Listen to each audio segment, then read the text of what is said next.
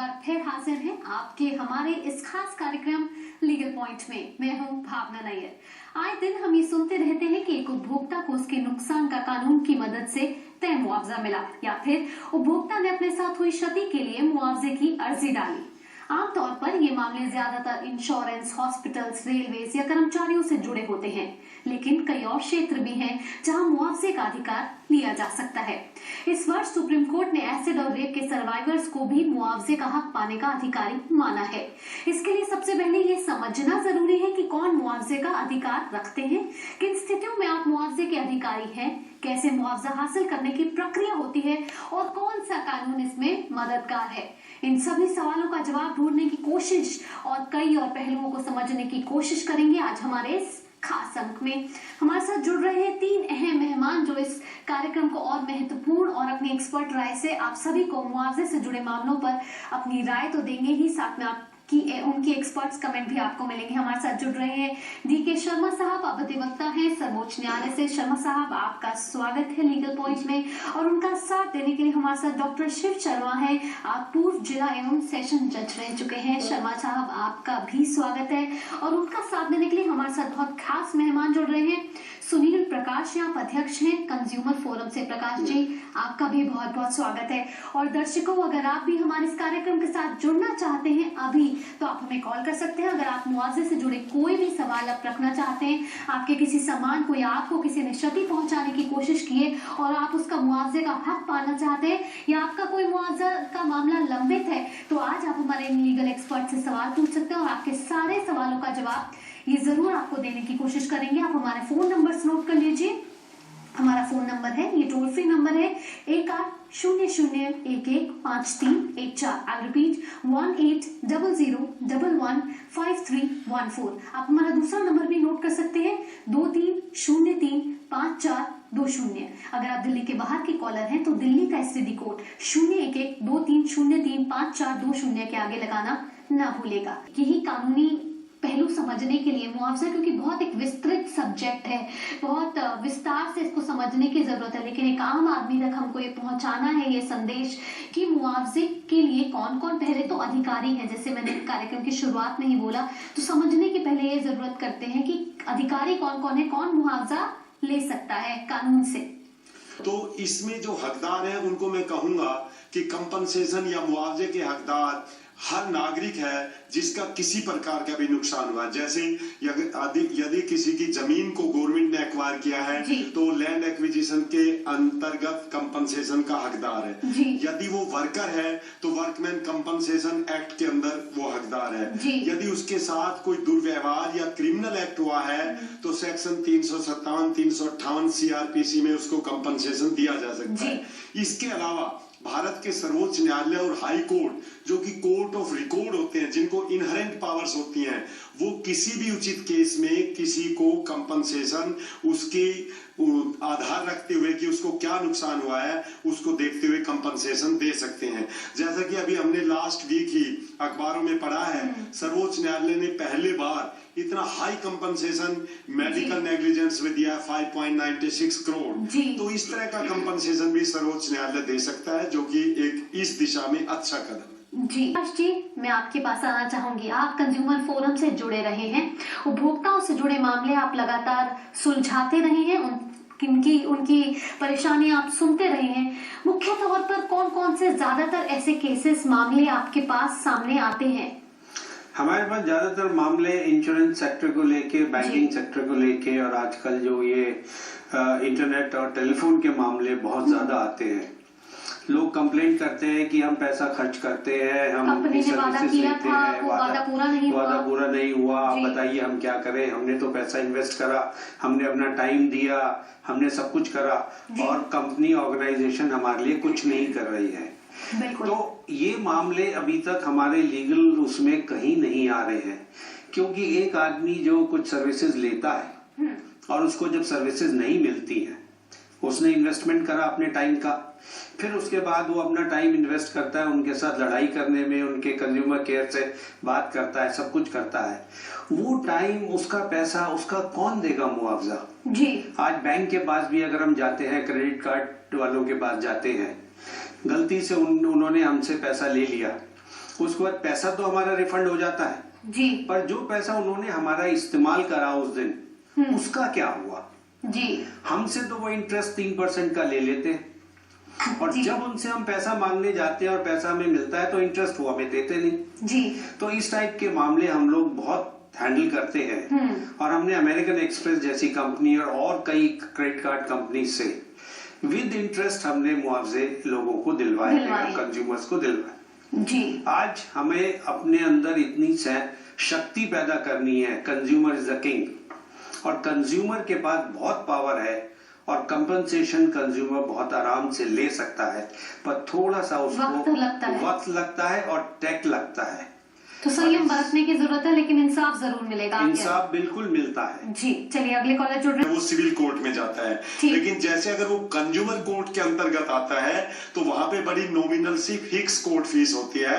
ये कंपनसेशन के लिए एक नया एक्ट बहुत ही अच्छा बनाया है सरकार ने, उसके अंतर्गत वो नॉमिनल कोर्ट फीस देके कंपनसेशन क्लेम कर संरक्षण कानून के तहत उसके तहत। और तीसरा तो ये उसके पास विकल्प मौजूद है या फिर वो केस पे डिपेंड करेगा कि वो उसको कौन सी कोर्ट पर जाना है, ऐसा है या फिर ये आपके पास विकल्प मौजूद है। मेरे पास एक विकल्प है कि मैं कंज्यूमर कोर्ट जाना चाहती हूँ कि सिविल कोर्ट जाना चाहती हूँ। देखिए ये विकल्प इस चीज पे आधारित है कि आपका नेचर ऑफ केस क्या है। बिल्कुल अगर आपके मामले से अंतर्गत आता है तो ही वो वहां जा सकता है, अदरवाइज सिविल कोर्ट में। और तीसरा जो कॉलर जुड़ रहे हैं डॉक्टर देवेंद्र हैं, आप दिल्ली से। देवेंद्र जी स्वागत है आपका, क्या कहना चाहेंगे आप? हाँ नमस्कार जी। नमस्कार। ये हमारा फैमिली में 3 अकाउंट सेविंग्स अकाउंट है Indian overseas bank model town में जी। इन्होंने एक सिस्टम रखा हुआ है स्वीप इन स्वीप आउट का। हमने 3-1 साल पहले तीनों एक में एप्लीकेशन दिया कि ये स्वीप इन स्वीप आउट में लगा दिया जाए। आज हमारा एक अकाउंट है जो बहुत कम यूज करते हैं, मेरी डॉटर के नाम से है जी। अभी हमें डिस्कवर किया है कि जिसमें 4-5 लाख रुपया है लेकिन इन्होंने उसको स्वीप इन स्वीप आउट में नहीं किया।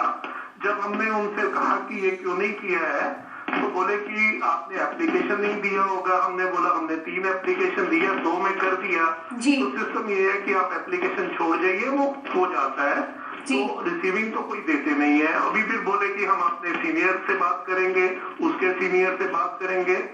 हमारा इंटरेस्ट 70-80 हजार रुपया बनता है और ये अभी दे नहीं रहे हैं। कह रहे हैं कि जी अब तो कुछ हो नहीं सकता क्योंकि हम फिक्स किसके नाम से करें और कौन सा मतलब फिक्सेशन ऑफ रिस्पॉन्सिबिलिटी कैसे करें, तो कोई मर जाएगा। तो इसलिए हम लोग नहीं दे सकते हैं आपको, ये आपको मतलब कंपनसेट नहीं कर सकते हैं। जी डॉक्टर देवेंद्र, अगर ये आपका पैसा है तो आपको ये जरूर मिलेगा, सिर्फ आपको विकल्प जानने की जरूरत है। प्रकाश जी आपने अभी बताया कि मुख्य तौर पर बैंकिंग से जुड़े मामले आपके पास आते हैं, तो ये कैसा मामला है, इन्हें क्या आप सलाह देना चाहेंगे? मैं आपको ये गाइड करूंगा कि आप बैंक की वेबसाइट पे जाइए। बैंक की वेबसाइट पे नोडल ऑफिसर और एफिलिएट ऑफिसर का नंबर दिया होता है जी। उनको आप कंप्लेंट करिए अगर आपकी ब्रांच मैनेजर और ये लोग नहीं सुन रहे हैं। और अगर इन दोनों से भी नहीं होता है तो बैंकिंग ओम्बड्समैन है हर बैंक का जो आरबीआई अपॉइंट करता है, आप उसके पास जाइए जी। अगर ये तीनों भी आपको कोई सोल्यूशन नहीं देते तो आजकल सोशल मीडिया बहुत एक्टिव है। आप फेसबुक पे जाइए, बैंक का कोई ना कोई फेसबुक पे पेज मिलेगा, उस पे आप सीधा डालिए और चेयरमैन के नाम ओपन लेटर फेसबुक पे डालिए। फिर आप देखिए कितनी जल्दी आपका विकल्प सॉल्व होता है और उसमें आप अपना कंपनसेशन भी मांग सकते हैं और कंपनसेशन भी कंज्यूमर कोर्ट का रास्ता भी अपना सकते हैं प्रकाश जी? मैं एक्चुअली कंज्यूमर कोर्ट का रास्ता एडवाइस इसलिए नहीं करूंगा, करना तो चाहिए उनको कंज्यूमर कोर्ट, पर आजकल कंज्यूमर कोर्ट में भी 3-3, 4-4 साल लग जाते हैं। यही सवाल मैं आज जनता को और अपने गवर्नमेंट को उठाना चाहता हूं कि उस कंज्यूमर कोर्ट का क्या फायदा है जिसमें कि आपको 4 साल लड़ाई लड़नी पड़े। जब तक कितनी समय सीमा है कि आपका मामला कब तक सुलझ जाना चाहिए? 6 महीने के अंदर अंदर आपका मामला कंज्यूमर कोर्ट में सुलझ जाना चाहिए। आज 6 महीने की बात की तो डेट मिलती है कंज्यूमर कोर्ट में पहली। आपकी जो सर्विस है कंप्लेंट पार्टी को, वो ही 6 महीने बाद हो रही है। कमी कहाँ है शर्मा साहब? देखिए, जो प्रकाश जी ने एक बड़ा ही अच्छा सवाल अहम मुद्दा उठाया है। अहम मुद्दा उठाया है, लेकिन उसके साथ साथ मैं एक थोड़ा सा सप्लीमेंट ये करना चाहूंगा कि सिर्फ इस बात से डर के कि डिले होगा, क्योंकि आज हमारी न्याय प्रणाली, हमारे सिस्टम में हर कोर्ट में, चाहे वो कंज्यूमर कोर्ट है, चाहे फैमिली कोर्ट है, चाहे सिविल कोर्ट है, एक टाइम कंज्यूमिंग प्रोसेस है। तो मैं ये चाहूंगा जैसे चेयरमैन और ओम्बड्समैन के बाद भी अगर उनको नहीं मिलता है तो उनको कंज्यूमर कोर्ट में भी जरूर जाना चाहिए, चाहे वहां समय लगे पर उनको विद इंटरेस्ट कंपनसेशन मिलेगा।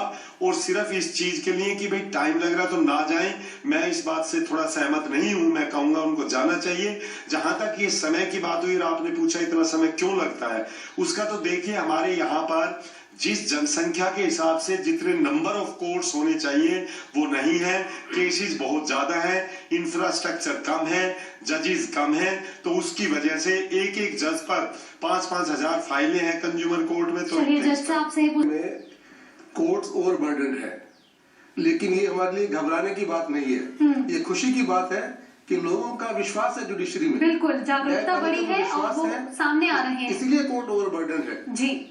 विश्वास नहीं होगा तो कोई कोर्ट में नहीं आएगा। इसके लिए आवश्यकता है कि सरकार ज्यादा अधिकारियों की, ज्यादा न्यायालयों की नियुक्ति करे।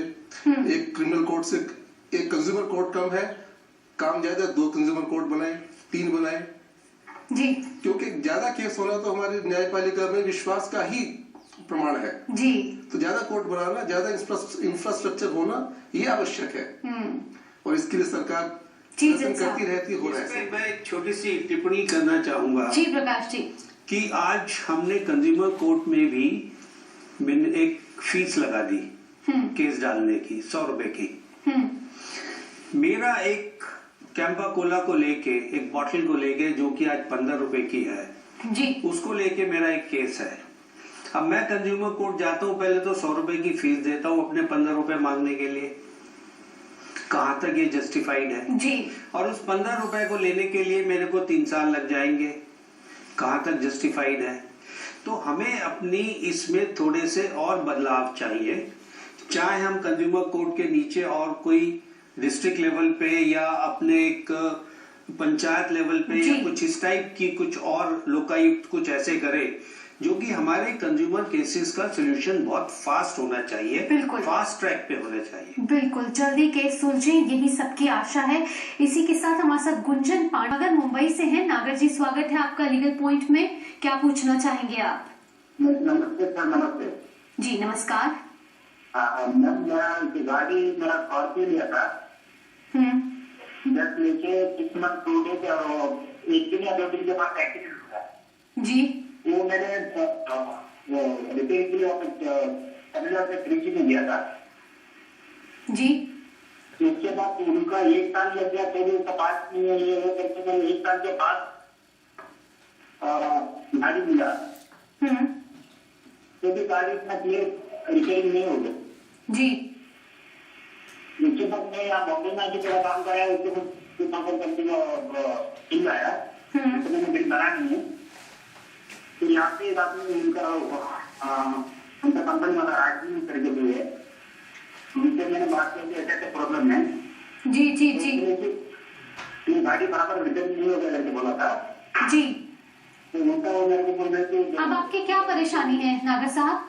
जी मैम, अब आपकी क्या परेशानी है? क्या आपकी गाड़ी अभी ठीक हुई है? मेरे को पैसा मेरे को 1 लाख 80 to 1 लाख तक मेरे भरने का था, मेरे को 1 लाख 60,000 भरना पड़ा क्योंकि वो एक तरह का फाइल क्लोज कर दिया। 1 साल तक उनका अरेस्ट नहीं रहता जी उनका जी 6 to 8 मंथ का रेंज रहता है, मैंने क्लोज कर दिया, वो क्लोज कर दिया जी जी मेरे ऊपर से पैसा एक्स्ट्रा भरना पड़ा। जी प्रकाश साहब, इंश्योरेंस कंपनी पैसे नहीं दे रही है पूरे, ये बहुत ही मुख्य कारण है। इंश्योरेंस कंपनी पैसे पूरे जो क्लेम होता है वो पूरा नहीं दे रही है। आम आदमी की हर रोज की ये परेशानी है इंश्योरेंस कंपनी के साथ।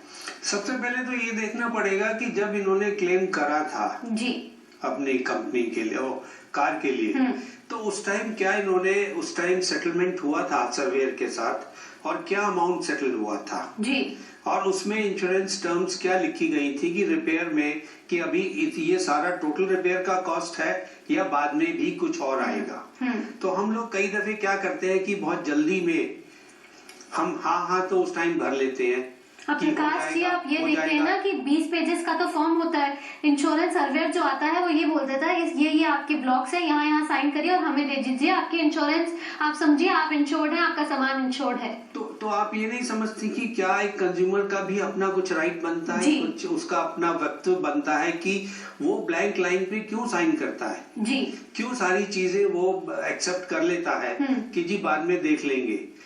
5 मिनट एक्स्ट्रा 10 मिनट एक्स्ट्रा लगा के सारी चीज खुलासा करके क्यों नहीं उन चीजों को फाइनल करके उसको करता। कि ऐसे केसेस इसलिए आते हैं कि हम लोग उस टाइम जल्दी में होते हैं। आज हमें लोन लेने जाना है बैंक में, बैंक वाला आया लोन देने, हाँ भाई बता कहाँ साइन करने हैं, हमने बिना टर्म्स पढ़े ब्लैंक साइन कर दिए। बाद में फिर ये सारी प्रॉब्लम्स खड़ी होती हैं। अगर हम इन चीजों को, आज उपभोक्ता का भी कुछ अपना अधिकार के अलावा उनकी रिस्पॉन्सिबिलिटी है, जिम्मेदारी है। हम उस जिम्मेदारी को नहीं समझते जी, और वहीं पे हम लोग धोखा खाते हैं। शर्मा जी क्या समझते हैं आप, क्या जिम्मेदारी है एक उपभोक्ता की जो उनको ध्यान रखनी चाहिए? नहीं, बिल्कुल प्रकाश जी ने ठीक कहा, ध्यान रखना चाहिए। लेकिन देखो मैं आपसे कहूंगा, आप भी इस बात से सहमत होंगे कि कुछ इस तरह के कॉन्ट्रैक्ट होते हैं, जैसा आपने बिल्कुल ठीक कहा कि इंश्योरेंस का एक फॉर्म है, वो आपसे कहेंगे कि जी ये तो आपको साइन करना ही पड़ेगा अगर आपको पॉलिसी लेनी है, इंश्योरेंस गाड़ी को कराना है, और उनके पास कोई ऑप्शन नहीं है क्योंकि गाड़ी का इंश्योरेंस कानून के अंतर्गत जरूरी है। तो उनके पास साइन करने के अलावा वो प्रिंटेड फॉर्म को ये कहें आप काट के ये बदल दीजिए, तो वो कहेंगे जी हम आपकी इंश्योरेंस नहीं करते, आप कहीं और से कराइए।